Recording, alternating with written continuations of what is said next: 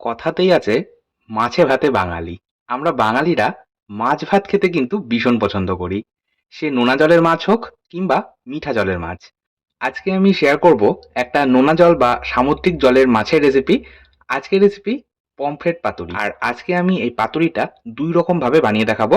আসুন তাহলে শুরু করা যাক আজকের ভিডিওটা। পমফ্রেট পাতুরি বানানোর জন্য আমি ৪ টে পমফ্রেট মাছ নিয়েছি। আর মাছটা অবশ্যই আমি কেটে বেছে ভালো করে পরিষ্কার করে ধুয়ে জল ঝরিয়ে নিয়েছি। এখন মাছটা আমি ম্যারিনেট করব। খুব সামান্য ঘরোয়া উপকরণ ব্যবহার করছি ম্যারিনেট করার জন্য। ১/২ চা চামচ লবণ আর ১/২ চা চামচ হলুদ গুঁড়ো। আচ্ছা, আপনারা কিন্তু লবণটা এই মাছে একটু বুঝে ব্যবহার করবেন, কারণ এটা যেহেতু সামুদ্রিক জলের মাছ বা নোনা জলের মাছ, তাই এই মাছটা কিন্তু এমনি একটু নোনতা হয়। তাই লবণটা অবশ্যই একটু বুঝে ব্যবহার করতে হবে। আচ্ছা, আমি এখানে আরো একটা উপকরণ ম্যারিনেট করার জন্য ব্যবহার করব, সেটা হলো অর্ধেক পাতিলেবুর রস।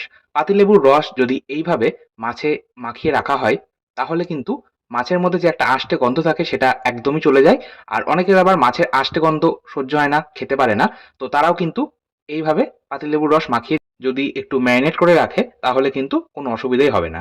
আচ্ছা, আমি নুন, হলুদ আর পাতিলেবুর রসটা প্রত্যেকটা মাছের পিসের সাথে খুব ভালো করে মাখিয়ে নিয়েছি। এখন একটা ছুরির সাহায্যে প্রত্যেকটা মাছের পিসের ওপর এইভাবে একটু কাট লাগিয়ে নেব। এইভাবে যদি মাছের গায়ের ওপর একটু কাট লাগিয়ে নেওয়া হয়, তাহলে মাছটা খুব সুন্দরভাবে দ্রুত সেদ্ধ হবে আর মাছের মধ্যে মশলাটাও সুন্দরভাবে ঢুকে যাবে। আর আমি এই কাজটা এই পর্যায়ে করলাম। আপনারা চাইলে মাছটা ধুয়ে নেওয়ার পরেই কিন্তু করে নিতে পারেন। মাছটা আমি এইভাবেই ম্যারিনেট করে ৫ মিনিট রেখে দেবো। ততক্ষণে আমি একটা মসলা বানিয়ে নেবো। তার জন্য গ্রাইন্ডিং জার নিয়ে নিয়েছি। গ্রাইন্ডিং জারের মধ্যে একটা মসলার পেস্ট বানাবো। তার জন্য কি ব্যবহার করছি সেটা আমি অবশ্যই আপনাদের বলে দেবো। গ্রাইন্ডিং জারের মধ্যে প্রথমেই নিচ্ছি ১ চা চামচ কালো সর্ষে আর সাদা সর্ষে। অর্থাৎ ১/২ চা চামচ কালো সর্ষে আর ১/২ চা চামচ সাদা সর্ষে মিলিয়ে আমি ১ চা চামচ সর্ষে নিয়েছি। আপনারা চাইলে যেকোনো একরকম শস্য ব্যবহার করতে পারেন। এর সাথে ১ চা চামচ পোস্ত নিলাম আর ১ চা চামচ সাদা তিল নিচ্ছি। সাদা তিল যদি আপনারা পেয়ে থাকেন, তাহলে অবশ্যই ব্যবহার করবেন। আর যদি সাদা তিল হাতের কাছে না থাকে, আপনারা কিন্তু নারকেল কোড়া ব্যবহার করতে পারেন। আবার চাইলে একটু কাজু বাদাম চারমগজও ব্যবহার করতে পারেন। এর সাথে ৪ টে কাঁচা লঙ্কা দিচ্ছি। ঝালটা অবশ্যই নিজেদের স্বাদ মতন দিতে হবে। 1/4 চা চামচ লবণ দিলাম। আগেই বলেছি লবণ কিন্তু অতিরিক্ত ব্যবহার করবেন না। অবশ্যই স্বাদ মতন দেবেন। এবার এটা আমি প্রথমে ড্রাই গ্রাইন্ড করে নিচ্ছি। এইভাবে যদি একটু ড্রাই গ্রাইন্ড করে নেওয়া হয়, তাহলে আ পেস্টটা কিন্তু একদম স্মুথ তৈরি হয়। এবার আমি ড্রাই গ্রাইন্ড করে নেওয়ার পর এর মধ্যে দিয়ে দেবো ৩ চা চামচ টক দই। আর দইটা কিন্তু অবশ্যই নরমাল টেম্পারেচারে থাকা দই ব্যবহার করতে হবে। রান্নার অন্তত ৪০-৪৫ মিনিট আগে ফ্রিজ থেকে দইটা বার করে রাখবেন। আচ্ছা, এবার আমি এটা জল ছাড়াই পেস্ট বানিয়ে নিলাম। যদি আপনাদের মনে হয় জল প্রয়োজন, সেক্ষেত্রে খুব সামান্য জল ব্যবহার করতে পারেন। চলে যাচ্ছি পরবর্তী স্টেপে। আমি একটা তাওয়া নিয়েছি। তাওয়াটা একদম হাই ফ্লেমে গরম হতে বসিয়ে দিলাম। তাওয়ার মধ্যে দিয়ে দিলাম ২ টেবিল চামচ সর্ষের তেল। এই রান্নাটা কিন্তু সম্পূর্ণটাই সর্ষের তেলেই হবে। কারণ আমাদের বাঙালিদের যেকোনো অথেন্টিক রান্না বা ট্র্যাডিশনাল রান্না কিন্তু সর্ষের তেলেই হয়ে থাকে। এর সাথে আমি দিয়ে দিলাম খুব সামান্য একটু লবণ, জাস্ট 1/4 চা চামচ মতন। এইভাবে যদি গরম তেলে লবণ দিয়ে তারপর মাছ ভাজা হয়, তাহলে মাছ কখনোই কড়াই বা তাওয়ার সাথে নিচে লেগে যায় না। আচ্ছা, এখন তেলটা ভালো মতন গরম হয়ে গেলে আমি ম্যারিনেট করে রাখা মাছ দিয়ে দিলাম গরম তাওয়ার ওপর। এবার মাছটা জাস্ট ১ থেকে ১.৫ মিনিট একটু নাড়াচাড়া করে ওলটপালট করে মিডিয়াম আঁচে ভেজে নেব। মাছ কিন্তু খুব বেশি সময় ধরে ভাজবো না। আপনারা চাইলে এই স্টেপটা নাও করতে পারেন। যদি ইচ্ছে হয় কাঁচা মাছও কিন্তু আপনারা মসলা মাখিয়ে ম্যারিনেট করে কলা পাতায় মুড়িয়ে নিয়ে পাতুরি বানাতে পারেন।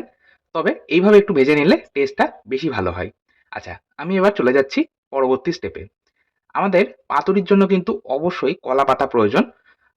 কলা পাতাগুলো আমি একদম ফ্রেশ কলা পাতা নিয়েছি। আর পাতাগুলো অবশ্যই ভালো করে কেটে ধুয়ে পরিষ্কার করে জল ঝরিয়ে নিয়েছি। এখন এইভাবে আগুনের ওপর একটু দিয়ে সেঁকে নেব। আপনারা চাইলে শুকনো তাওয়ার ওপর এই কলা পাতাগুলো একটু সেঁকে নিতে পারেন। আবার চাইলে আ গরম জলের মধ্যে ১০ মিনিট একটু ভাপিয়েও নিতে পারেন। তাতেও কিন্তু কলা পাতা নরম হয়ে যাবে। কলা পাতা যেহেতু আমাদের আ ফোল্ড করতে হবে বা ভাঁজ করতে হবে, তার জন্য একটু নরম হওয়া প্রয়োজন। কাঁচা কলা পাতা কিন্তু ভেঙে যাবে পাতুরিগুলো গড়বার সময়। যাই হোক, কলা পাতার এই সাইডের যে মোটা অংশটা থাকে, সেটা আমি একটা ছুরির সাহায্যে কেটে নিচ্ছি। চলুন, মোটামুটি সমস্ত রকম প্রিপারেশন নেওয়া হয়ে গেছে। এবার আমি একটা পাত্রের মধ্যে বানিয়ে রাখা মসলার পেস্ট অর্থাৎ সর্ষে, পোস্ত আর সাদা তিল যেটা বেটে রেখেছিলাম, সেটার পেস্টটা আমি দিয়ে দিলাম। আর গ্রাইন্ডিং জারের মধ্যেই জাস্ট 1/4 কাপ মতন জল দিয়ে লেগে থাকা মসলাটা ধুয়ে দিয়ে দিলাম। এখানে কিন্তু খুব একটা গ্রেভি হবে না। মানে এই পাতুরিতে খুব একটা গ্রেভি ভালো লাগে না, একটু গা মাখা হলে বেশি ভালো হয়, সেই জন্যই আমি জল বেশি ব্যবহার করছি না। এই সাথে আমি 1/4 চা চামচ হলুদ গুঁড়ো আর খুব সামান্য জাস্ট কয়েক দানা চিনি ব্যবহার করছি। চিনি টেস্টটাকে ব্যালেন্স করবে। যেহেতু পাতিলেবুর রস আবার টক দই দুটোই ব্যবহার করা হয়েছে, তাই চিনি একটু ব্যবহার করার চেষ্টা করবেন। 1 টেবিল চামচ কাঁচা সর্ষের তেল দিয়ে ভালো করে মিশিয়ে নিলাম। এখন আগে থেকেই যে হাফ ফ্রাই করে রাখা মাছগুলো ছিল সেগুলো আমি এই মশলার মধ্যে দিয়ে দিচ্ছি। আর এইভাবে মশলার মধ্যে দিয়ে কিন্তু আপনারা চাইলে হাতে যদি সময় থাকে 5 মিনিট রেখে দিতে পারেন। আর হাতে সময় যদি না থাকে সেক্ষেত্রে খুব ভালো করে আপনারা লক্ষ্য রাখবেন এই পর্যায়ে যাতে মাছের মধ্যে মশলাটা মোটামুটি ঢুকে যায়। চলে যাচ্ছি পরবর্তী স্টেপে। আজকে আমি ২ রকমভাবে এই পমফ্রেট পাতুরি বানিয়ে দেখাবো। প্রথমে আমি আ একটা পদ্ধতি দেখাচ্ছি। একটা পাত্র নিয়েছি। আপনারা চাইলে কিন্তু এখানে স্টিলের টিফিন কৌটো বা টিফিন বক্স ব্যবহার করতে পারেন। এই পাত্রটার মধ্যে আমি ভাপিয়ে রাখা কলাপাতাটা দিয়ে দিলাম। কলাপাতা দেওয়ার পর আমি ম্যারিনেট করে রাখা মাছ আর যে মসলাটা রয়েছে সেটা দিয়ে দিলাম। আচ্ছা, কলাপাতা যদি এইভাবে দিয়ে নেওয়া হয় তাহলে কলাপাতার একটা ফ্লেভার খুব সুন্দরভাবে বজায় থাকবে এই পমফ্রেট পাতুরির মধ্যে। তাই এইভাবে কলাপাতা দিয়ে নিচ্ছি। অনেক জায়গায় কিন্তু কলাপাতা ঠিক মতন পাওয়া যায় না। তো সেক্ষেত্রে আপনারা যদি কম কলাপাতা পেয়ে থাকেন এইভাবে আপনারা পাতুরি বানিয়ে নিতে পারেন। যাই হোক, ওপর থেকে আমি ২ টো চেরা কাঁচা লঙ্কা আর ১ টেবিল চামচ কাঁচা সর্ষের তেল দিয়ে দিলাম। ফ্লেভারটা খুব ভালো আসে যদি এই দুটো উপকরণ ওপর থেকে দেওয়া হয়। ওপরে আরো একটা কলাপাতা দিয়ে কভার করে আমি মুখটা ভালো করে আটকে নিলাম। যদি টিফিন বক্সে বানান টিফিন বক্সের মুখটা আটকে নেবেন। একটা কড়াইয়ের মধ্যে আমি দিয়ে দিলাম ১ কাপ জল। জলটা এমনভাবে দেবেন যাতে আপনাদের আঙুলের একটা কড় জলের তলায় থাকে। এবার আমি রেডি করে রাখা পাত্রটা বসিয়ে দিলাম। এখন কড়াইটা কভার করে দিচ্ছি আর গ্যাসের আঁচটাকে মিডিয়ামে রেখে এটা ১০ মিনিট আমি স্টিম করব বা ভাপিয়ে নেব। এবার আমি দ্বিতীয় পদ্ধতিটা দেখাচ্ছি। ভাপিয়ে রাখা কলাপাতা এইভাবে আমি ভাঁজ করে নিয়ে নিলাম। এবার ওপর দিয়ে একটা মাছ দিলাম আর কিছুটা পরিমাণে মসলা দিলাম। আপনারা যদি এই পদ্ধতিতে পাতুরিটা বানাতে চান সেক্ষেত্রে কিন্তু খুব বেশি পরিমাণে গ্রেভি বা মসলা দেবেন না। তাহলে মসলাটা বেরিয়ে আসার সম্ভাবনা থাকে। আচ্ছা, এটাও আমি একইভাবে একটা চেরা কাঁচা লঙ্কা দিয়ে দিলাম আর ১ টেবিল চামচ কাঁচা সর্ষের তেল দিয়ে এটা ফোল্ড করে নিলাম। এবার একটা সুতোর সাহায্যে আমি এটা বেঁধে নেব। খুব ভালো করে চারিপাশ দিয়ে এটা বাঁধতে হবে যাতে কোনোভাবেই পাতাটা খুলে না যায়। ২ রকমভাবেই পাতুরি কিন্তু অসাধারণ খেতে লাগে। আপনারা যেকোনো একরকম পদ্ধতি বাড়িতে ট্রাই করতে পারেন। আশা করছি আপনাদের প্রত্যেকের ভালো লাগবে। একইভাবে আমি বাকি পাতুরিটাও রেডি করে নেব। অপরদিকে ১০ মিনিট হয়ে গেছে আর আমি যে ভাপা পাতুরিটা বানাচ্ছিলাম সেটা কিন্তু তৈরি হয়ে গেছে। গ্যাসের ফ্লেম বন্ধ করে দিলাম। তবে আমি মুখটা কিন্তু কৌটোর এখন খুলব না। টিফিন কৌটোর মুখটা একটু ঠান্ডা হলে তারপর খুলব। অপরদিকে আমি দ্বিতীয় পদ্ধতিতে পাতুরিটা বানাবো। তার জন্য মাছ ভাজা তাওয়াটা নিয়ে নিলাম। ওর মধ্যেই ২ টেবিল চামচ সর্ষের তেল দিয়ে তেলটা ভালো মতন ছড়িয়ে নিচ্ছি আর হাই ফ্লেমে গরম করে নিচ্ছি। তেলটা গরম হয়ে গেলে আমি রেডি করে রাখা পাতুরিগুলো দিয়ে দেবো গরম তেলের মধ্যে।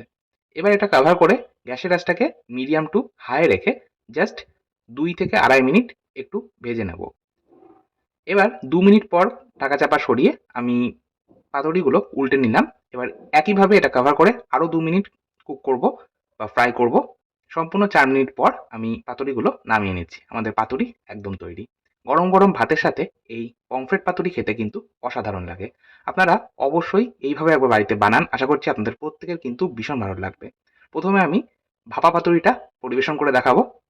এই পমফ্রেট মাছের ভাপা পাতুরি আপনারা অনায়াসে বাড়িতে বানিয়ে নিতে পারেন। খেতে কিন্তু অসাধারণ লাগে। আর এবার আমি পমফ্রেট মাছের ভাজা পাতুরিটা দেখাচ্ছি। প্রথমে আমি সুতোটা কেটে নিলাম। এবার পাতাটা খুলে নেব। দেখুন, মাছ কিন্তু খুব সুন্দরভাবে ভেতর থেকে কুক হয়েছে। আজকের মতো এই পর্যন্তই। আবার চলে আসবো নতুন কোনো ভিডিও নিয়ে। আপনারা ভালো থাকুন, সুস্থ থাকুন। ধন্যবাদ।